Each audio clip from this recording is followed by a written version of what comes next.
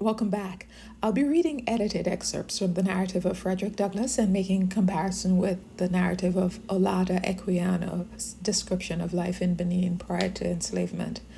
You can refresh your own recollection by watching the Equiano video as well, so that you're able to draw your own conclusion about what was better, life in Africa, pre-slavery, or life in slavery in the U.S.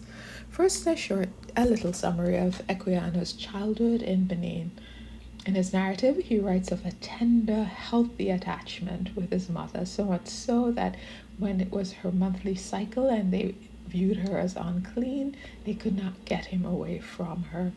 And another beautiful memory is sad but poignant, I guess, not really that beautiful, of her weeping over her own mother. So, and additionally, he lived with his father and amongst relatives and was a part of a beloved community in which he was cared for. A community that remained connected even with their deceased loved ones. So, I'll take you to the U.S. during slavery. I, Frederick Augusta Washington Bailey, was born in Tuckahoe near Hillsborough, about 12 miles from Easton in Talbot County, Maryland.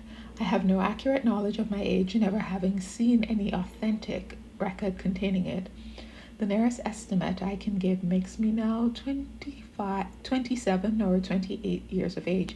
I come to this from hearing my master say sometime during 1835 I was about 17 years old. My mother was named Harriet Bailey. She was the daughter of Isaac and Betsy Bailey, both colored and quite dark.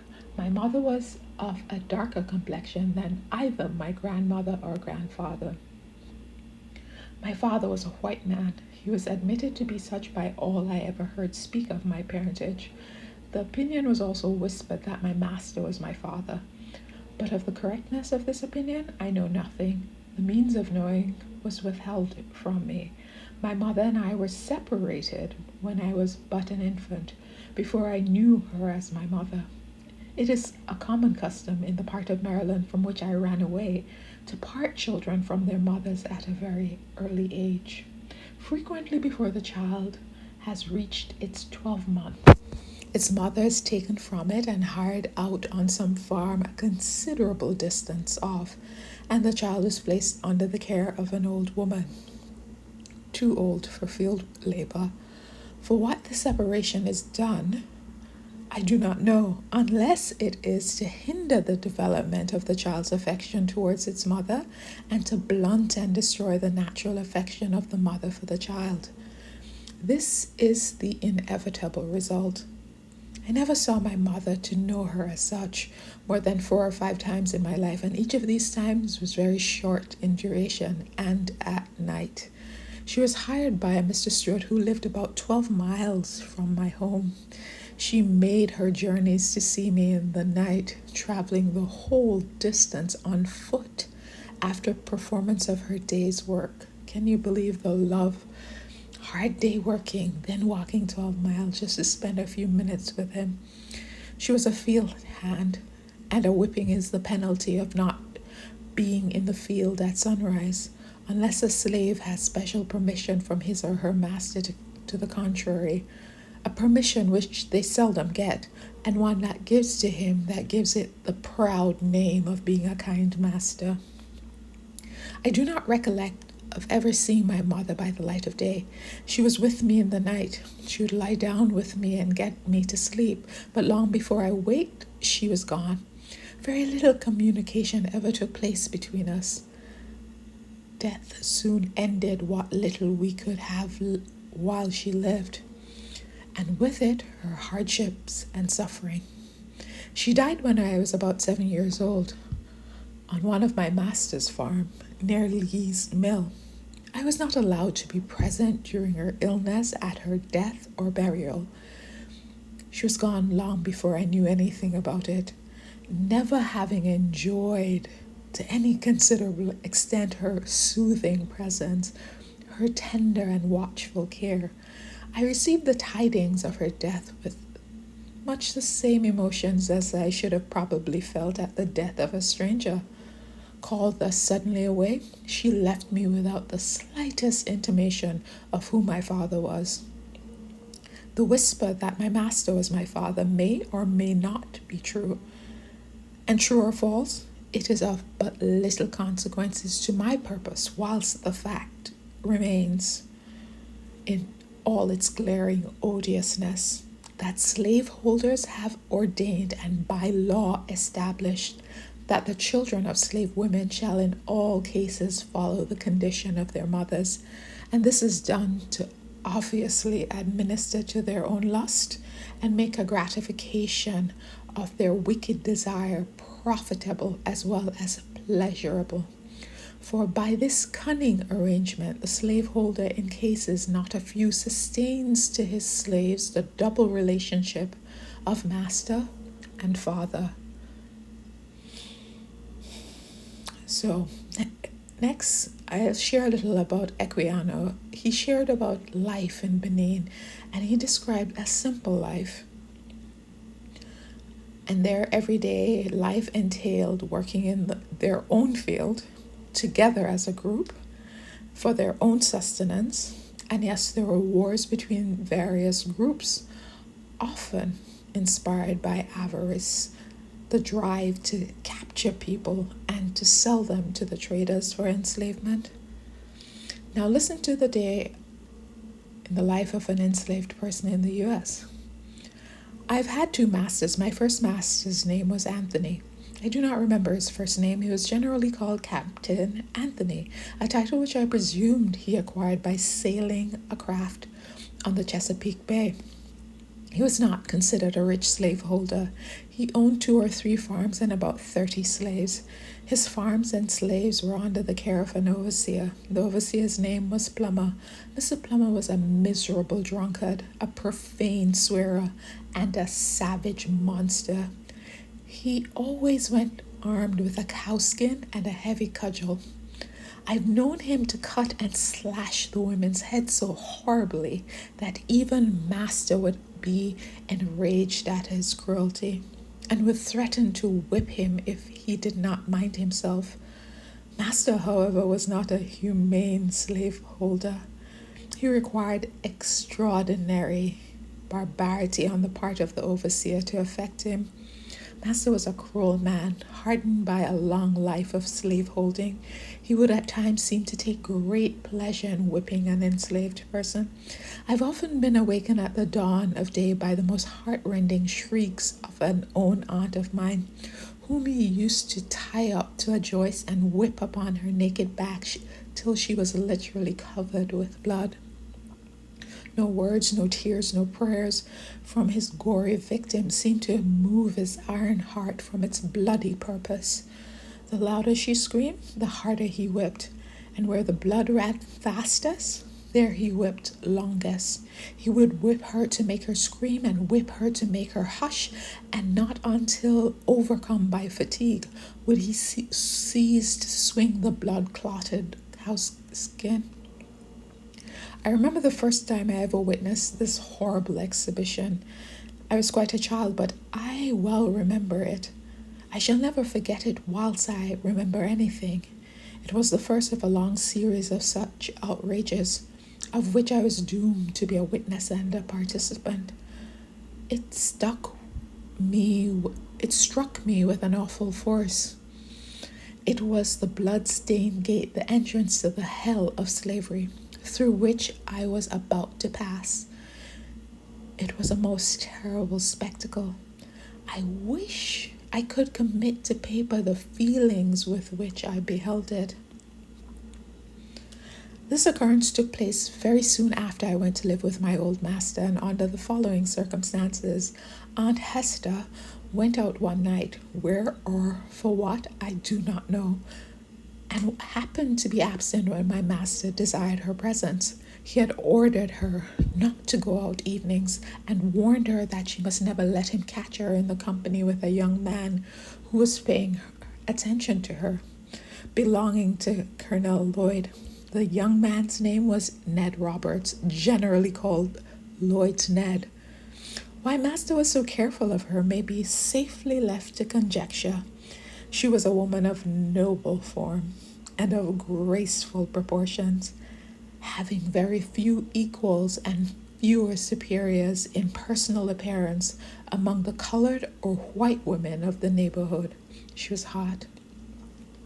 Aunt Hester had not only disobeyed his orders in going out, but had been found in the company of Lloyd's Ned, which circumstance I found from what he said while whipping her was the chief offense. Did not want this black woman to be with a hot black man. Had he been a man of pure morals himself, he might have been thought interested in protecting the innocence of my aunt, but those who knew him will not suspect him of any such virtue.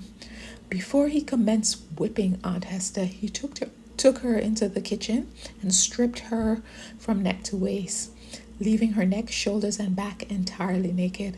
He then told her to cross her arms, calling her at the same time a dead female dog. After crossing her hands, he tied them with a strong rope and led her to a stool under a large hook in the joist, and he put in for that purpose. He made her to get up on the stool and tied her hands to the hook. She stood fair for his infernal purpose.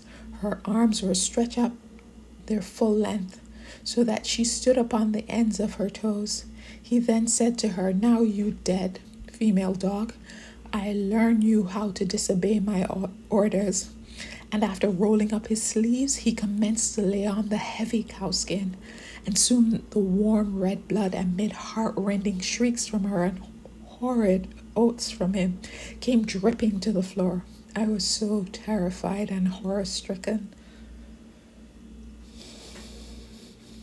Let's move away from what some are calling in these modern times a vacation from Africa on the plantation, and refresh our recollection about Equiano, how Equiano described Benin in terms of having basic needs met. There was an abundance of food from the rich soil, their clothing and lifestyle, simple. They wore the same Muslim fabric that they used as a covering for their beds. They actually had beds and homes, and they made perfumes for both their bodies and furniture. Now to the high life in the U.S. Colonel Lloyd kept from 300 to 400 slaves on his home plantation and owned a large number more on the neighboring farms belonging to him. The names of the farm nearest to the home plantation were Whitetown and New Design. Whitetown was under the overseership of a man named Noah Willis. The New Design was under the overseership of Mr. Townsend. The overseer of these and all the rest of the farms, numbering over 20, received advice and direction from the managers of the home plantation. This was the great business place. It was the seat of government for the whole 20 farms. All disputes among the overseers were settled here.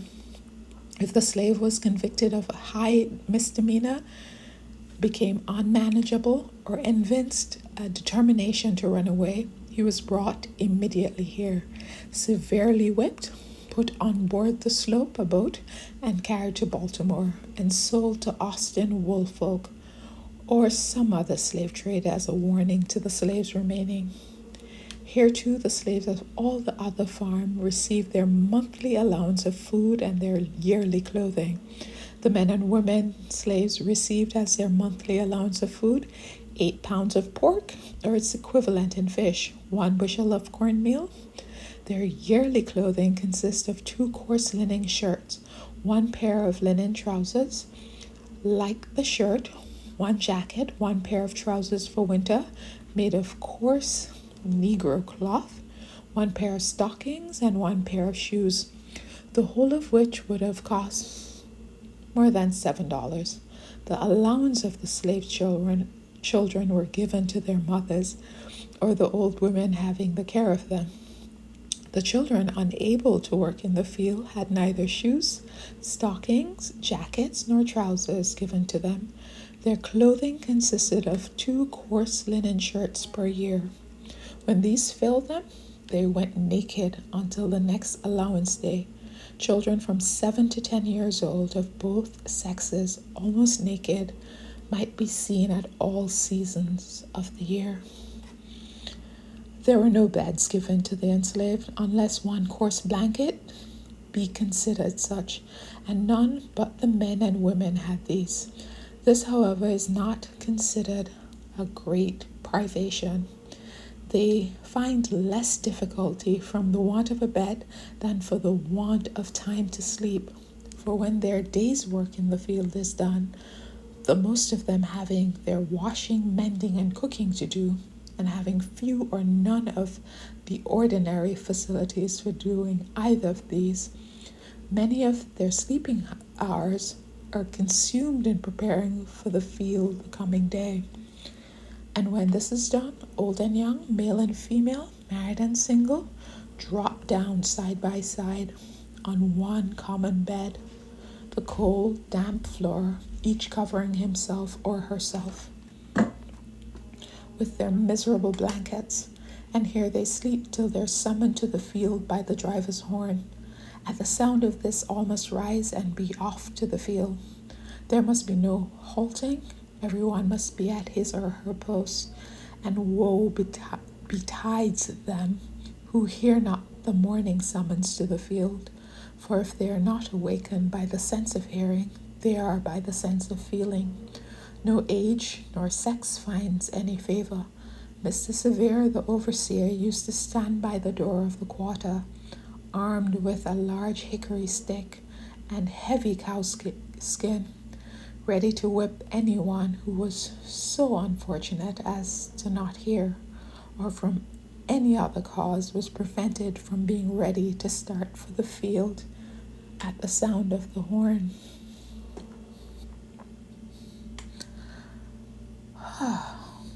My own takeaways. There is a movement that is in full force to erase the truth of history and replace it with the old white lies that slavery in the West, especially in the US, was not that bad. The enslaved loved their master and missus. I will not redact or change history to give myself a positive black identity.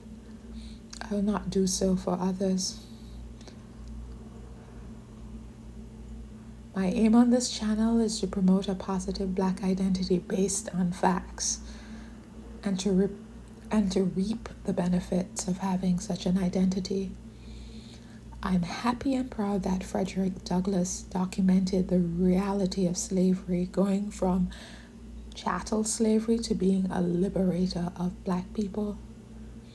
Frederick Douglass was a black phoenix rising out of the ashes of slavery. Thanks for listening.